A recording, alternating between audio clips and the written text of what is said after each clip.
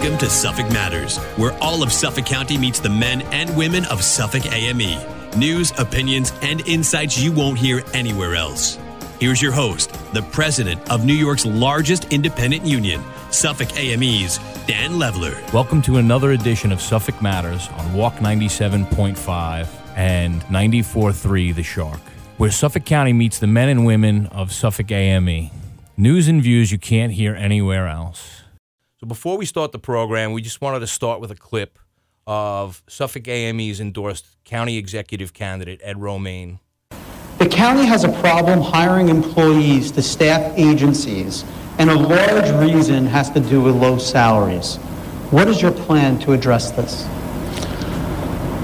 Retaining employees and getting new employees is critical. Paying competitive wages is critical. That's a subject for negotiations. And I see Dan Leveler and some of his team in the front there. They're some of the best negotiators out there, and I know we'll be having a lot of discussions because this is a year, 2024, where every county contract is up.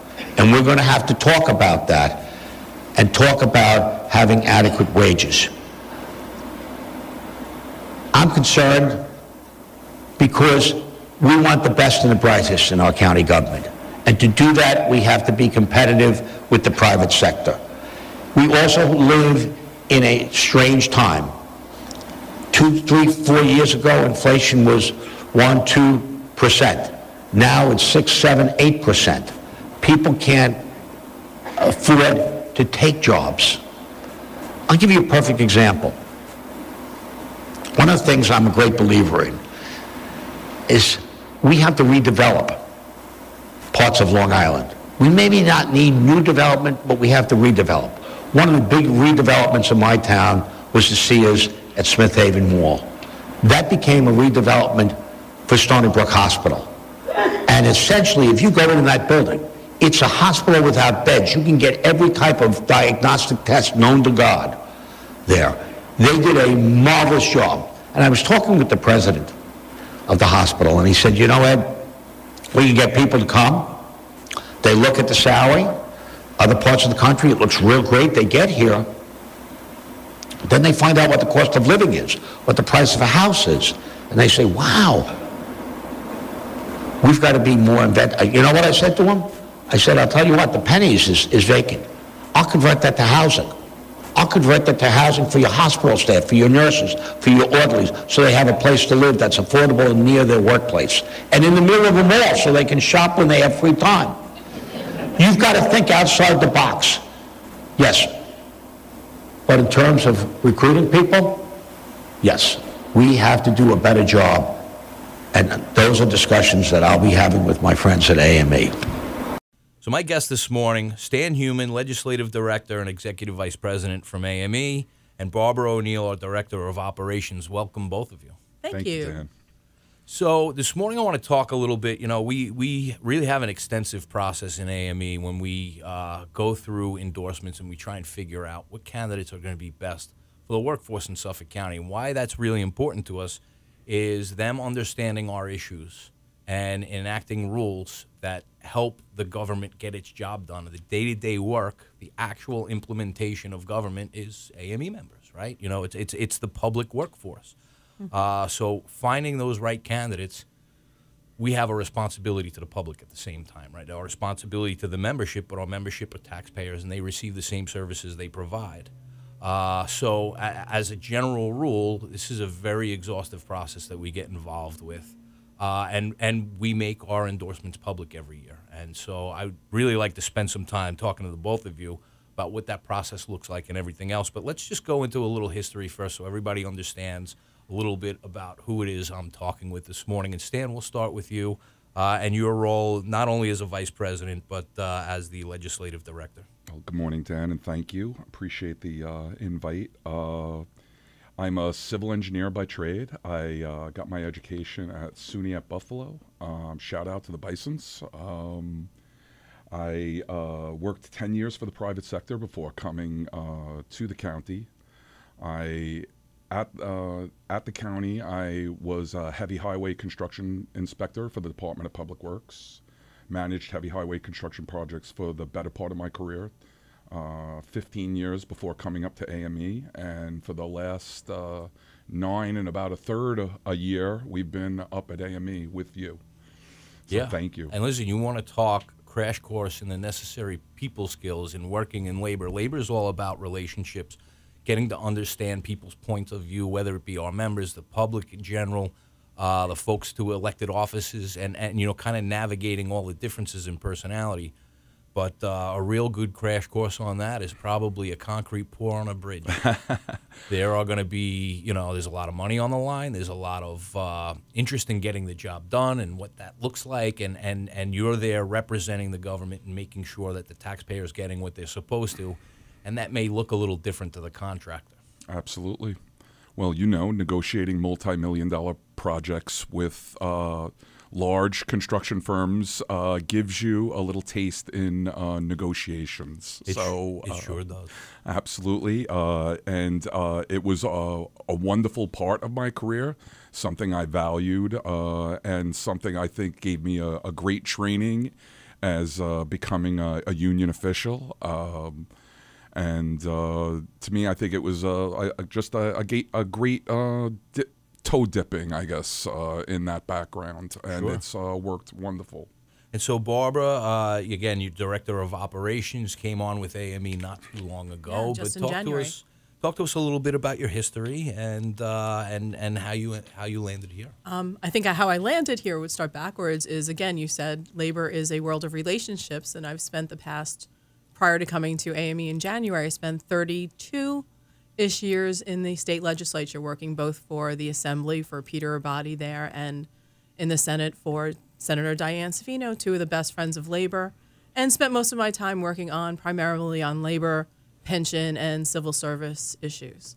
And that's where I met the wonderful AME members, and we worked on a lot of issues together, and I guess I must have impressed somebody, or you thought I was good and decided to bring me on, and I'm very happy to be here working on the other side of labor, trying to push for the issues that our AME members need. Yeah, and listen, you're being a little modest in the sense that every major piece of pension legislation, major labor bills for public employees, you were in vital positions along the way. Getting language together, making sure the conversations were happening, scheduling all the meetings, and being in the room and being part of those discussions and understanding that stuff.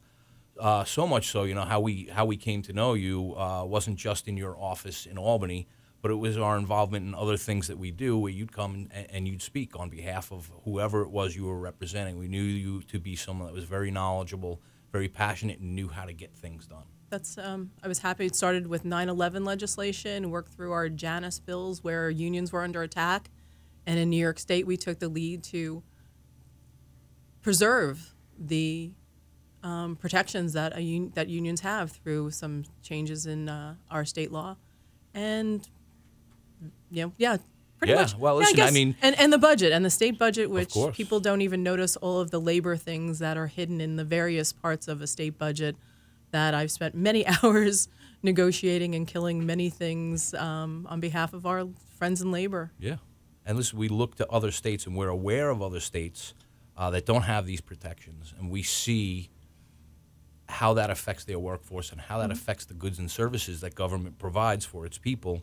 To have that happen in New York, to have something change on the federal level, to have such a negative impact on the public employee in the state of New York would have been devastating. It was a smart move for the legislature to come together and, a bunch of bipartisan work to kind of pull this all together and make it so that we could preserve the rights of working people that are working on behalf of the everyday taxpayer. So, but I want to talk a little bit about, the AME process, and again, I'm familiar, and I don't want to put words in your mouth, but we have a fairly exhaustive process, whether we're talking about, a town race, we're talking about, the various legislative districts, we're talking about county executive seats, and then we talk about the Senate, we talk about the governor, we talk about comptroller, attorney general, We've got, obviously Assembly. I don't want to lose the Assembly in the mix there. I mean, there's so many big offices with, big responsibilities representing thousands and thousands. And,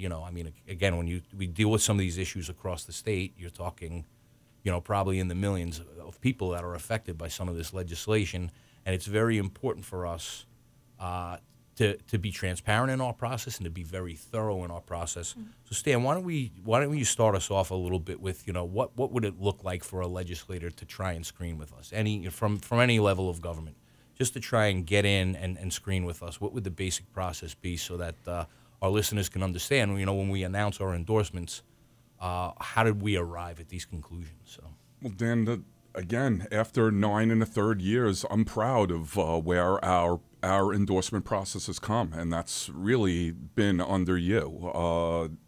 The endorsement process truly starts probably at Election Day, when we really start analyzing the legislation and how the legislators basically do their work, do the business at the legislature, and we are vigilant and we pay attention to how that legislation is conducted over the course of the year, and we grade it, how that affects our members. So before they run again, we're keeping track of what it is they said they would do. And by the way, sometimes they say these things in writing, and they absolutely are asked questions face-to-face. They face our committee, some tough questions, and we hold them to what they say, and then we track them. Before they come back in the next time, we say, here's your report card, by the way. So, how are we going to get our grades better? Absolutely. Yeah.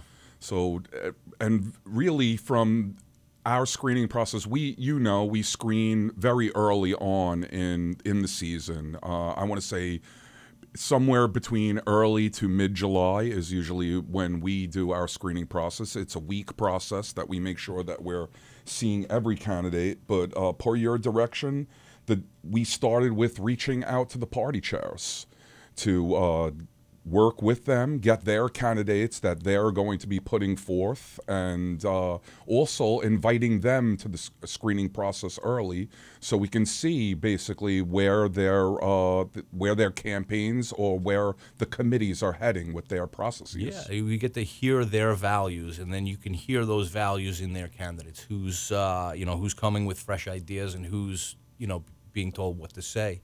And Barbara, we start with a whole written questionnaire where we have pointed questions we send out. We get written responses. If you do not respond in writing, you don't get a screening. If you don't screen, you don't get endorsed. Yeah, there's an extensive background information that the staff do.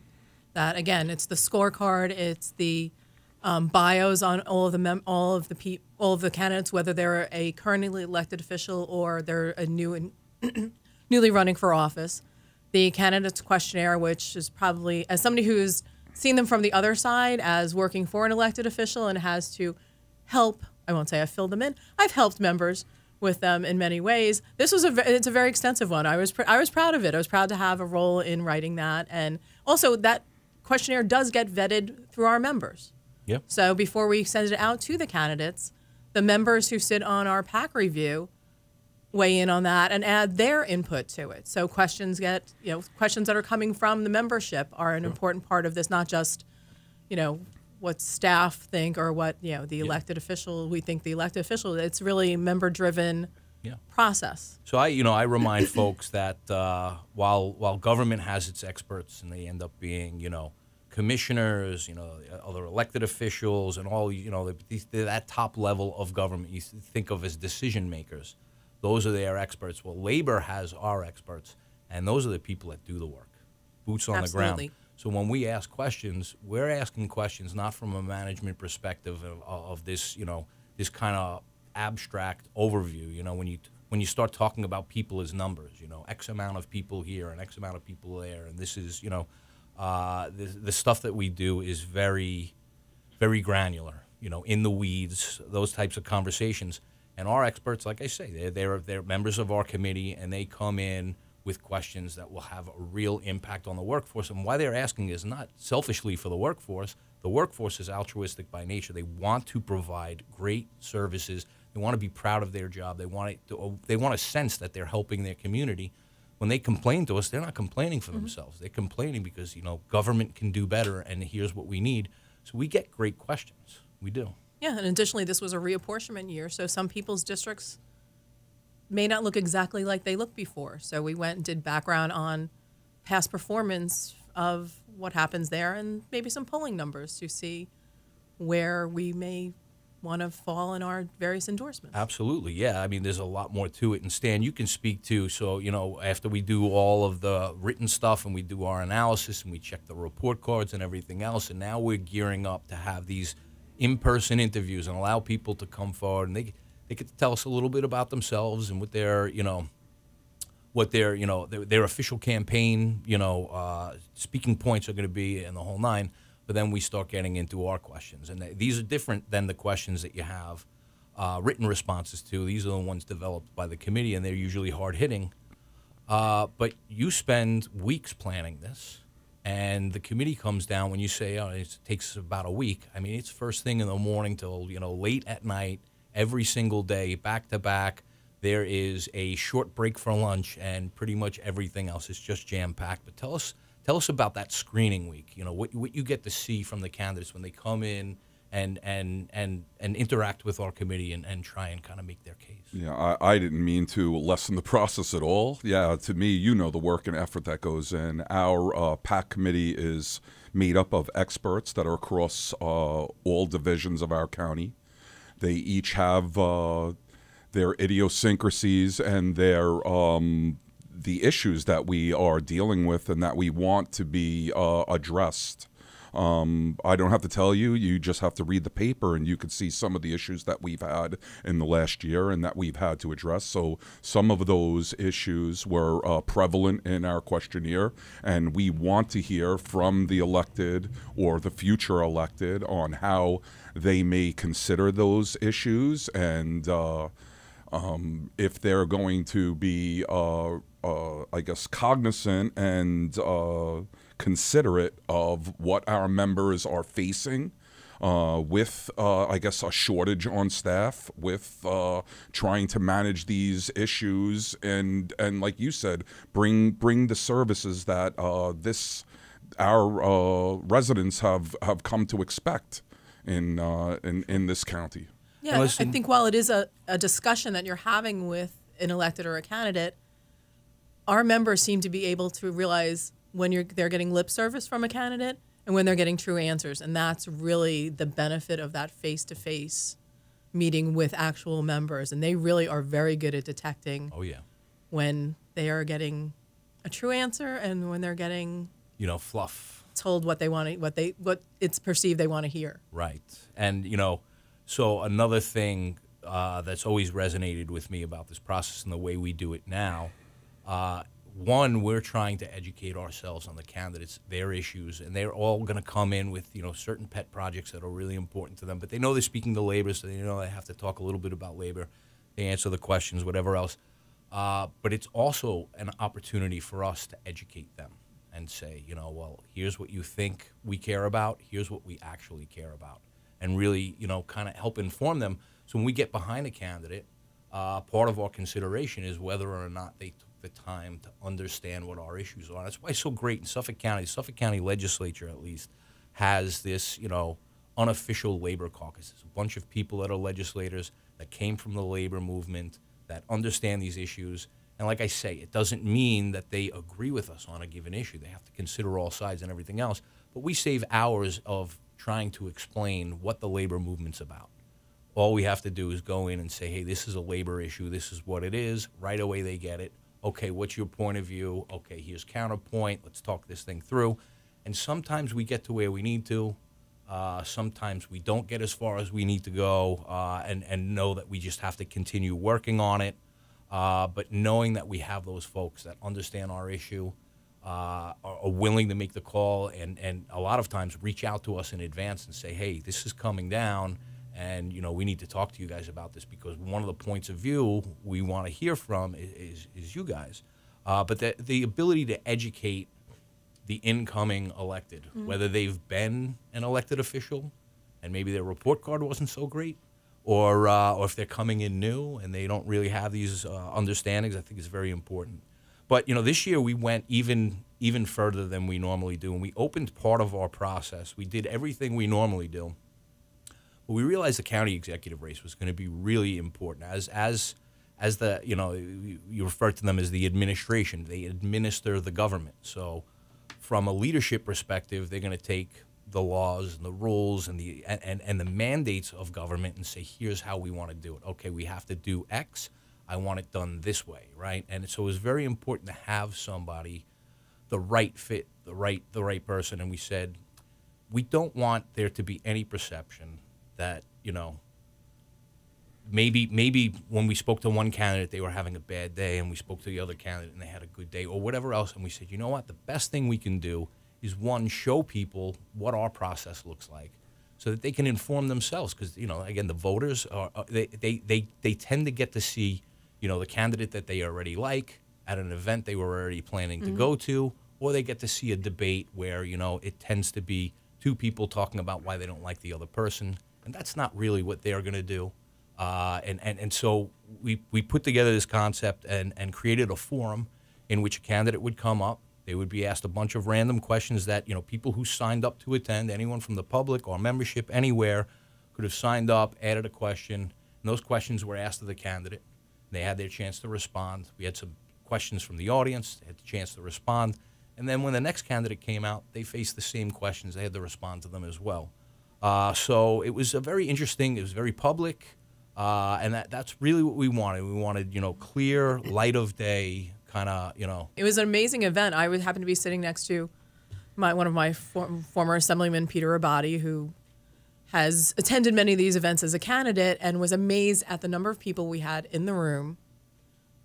He's spent time at many a debate or a forum and has we're lucky if we get 20 people in the room. And then the local press and whatever the spin is. So this, whatever comes out of that, there were 600 people in that room who heard two candidates talk about their visions.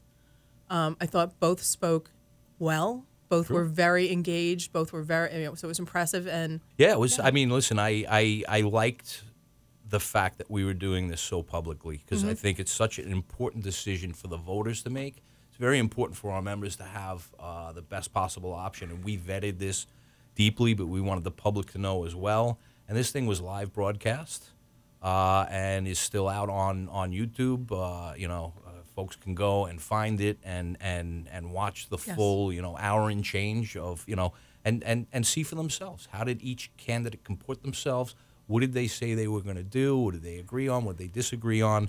We thought that was important. But, real quick, we're about 2/3 of the way into having this discussion. I wanted to just take a quick break and talk about some of the candidates that we're that we've ultimately landed with in terms of endorsement. You get to hear how exhaustive this process is, but starting at the top of the ticket, a lot of consideration went into this, a lot of work. We've been talking about that for quite some time.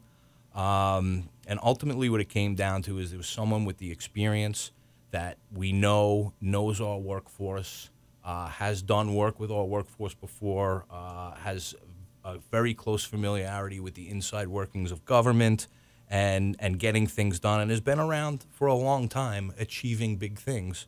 And that, so the AME endorsed candidate for county executive is Ed Romaine. And then when we get into the legislative districts, in the 1st district, we have Catherine Kent. The 2nd district, we have Ann Welker. 3rd district, Jim Mazzarella. 4th district is Nick Caracappa. In the 5th district, we have Steve Engelbright. In the 6th district, we have Chad Lennon. In the 7th district, AME's own chief of staff, Ryan McGarry. Excellent candidate. Really looking forward to seeing him at the really working horseshoe. hard. Yeah. And in the 8th district, we have Anthony Piccirillo.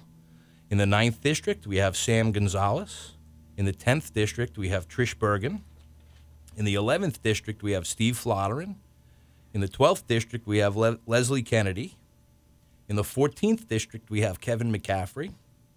In the 15th district, we have Jason Richberg. In the 16th district, we have Manny Esteban. In the 17th district, it's Tom Donnelly. And in the 18th district, we have Stephanie Bontempi. And I know that's a lot. And, if you're driving and you're listening, you say, well, why am I sure you hearing wanted to this know. list?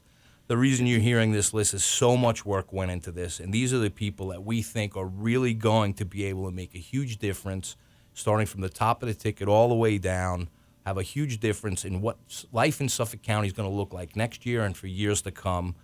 Great vision, a lot of shared talking points and concerns and priorities, a lot of labor people involved in some of these positions. Again, making it a little easier for us to talk about workplace issues. So much of people's days are spent on work issues. And, you kind of tell yourself, listen, I'm going to go to work and my life's on pause, and then I'm going to go home and then I'm going to resume my life. But half of your day is your work life, and your work life is very much important. As a human being, your work life is very much important, like your home life is very important, and having the protections and being shown the value of what it is you do and feeling like a part of a team and helping your community is very important. These are the people that we think will help us get there. Yeah, I think it's a good representation. It's both sides of the aisle, a lot of different, varied backgrounds. And for me, doing first time dealing with local government, some really impressive people who really have excellent visions for how they want the county to be, and in particular how they will work with our workforce at AME and help because the promises that these elected officials make are carried out by the AME members, and they are very aware of that now. And listen, it is part of our job when they make these promises is to track the elected officials and what they actually do. Campaign season, we all know, we hear from people, I'm going to do X, Y, and Z. Well, we track that. We pay attention. Where were you when the thing you talked about, when that became available, what did you do? Again, I can't emphasize enough, I think, how important that county executive race is. And Stan, why don't you give us a little bit of your take on the candidate forum we had for both county executive candidates. I know you were in the thick of it the whole time, just working behind the scenes, throughout this whole process, many months now, and trying to really come down to a candidate. And we finally arrived at a candidate. And why don't you give us a little bit of your take? Well, Dan, just what I'm really proud of, I think it's just to your point, it's a further refinement of the whole process of where we have gone. We don't just make our endorsement haphazardly. It's not just a willy-nilly thing that we just throw out there. We take it so seriously that, we, like to your point, we screened in July. That's when we first really had the conversations. And I know you've had many conversations with both county executive candidates as to what their vision is, as to what our expectation is. We have many important things on the line. So that was just further focused by the forum, where we were able to bring that to our members. So basically the candidates had an opportunity to speak to our members directly and to the residents of Suffolk County. Sure. And answer questions directly from them. So, which I think is very important. One of the things, and Barbara touched on this already, one of the things that I think you'll find if you actually watch this video, and again, it's an hour and change long, so, bring a snack. But the fact is that you're going to see two really great people with great ideas. And ultimately, how did we arrive where we arrived? And that's because of all the polling we've done in the background. It's all the experience our members have with the particular candidate and what they know about, the history and the ability to get things done. And, so Ed Romaine really said, you talk about your hopes for the future. Any campaign is talking about your hopes for the future, what will be. And I think, his message really resonated with our membership. That's reflective in some of the poll data that we looked at. And it'll be an interesting race. And we find ourselves in these positions a bunch of times where you meet two excellent people that you think are great and they want to help the world, and trying to make that decision on who's going to be right and best suited for this office, it takes a lot of work. It takes a lot of time, a lot of conversation, a lot of data polling. Yeah. Well, similarly to our allies that we have at the Ledge, Dan, I think Ed is going to be just someone where the conversation is more truncated because we don't have to have that first 45 minutes to 2 hours of where we're coming from. You know what I mean? So I think that was essential in, I think, the decision.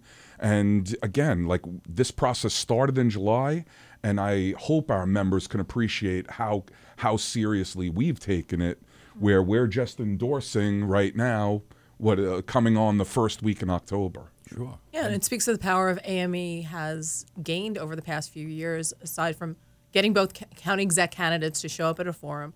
But we sort of had an expanded process this year that towns and village officials who are running wanted to come and sought the AME's endorsement. And I think that's something that's newer this year. We had to create a new questionnaire for them because our workforce doesn't work for them. But you never know where they'll end up someday. And also, our members live in those communities. So we want great communities for our members, as workers, and also as, residents. So I was very impressed to see that. And while it took a bit more time for us, it speaks to the power of AME as a political force in this county. Yeah, and quality government on any level, I think labor should be concerned about that. So anytime someone's getting involved in public service and wants to ask us to ask them questions and see how they, again, maybe you can look at some of that as a proving ground, future ambitions, and maybe they can move up and do bigger and better things.